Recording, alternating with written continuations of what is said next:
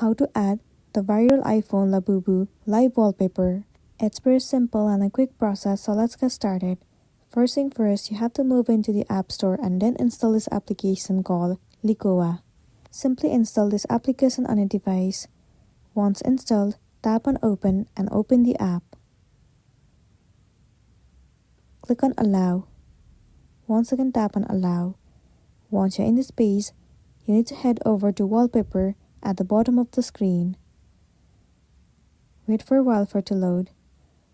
Different wallpapers will be visible to you. At the top, you can see it says Labubu. Click on it. Tons of different wallpapers of Labubu will be visible to you. All you gotta do is choose any of the specific wallpaper that you want to set. Click on the wallpaper that you want to set.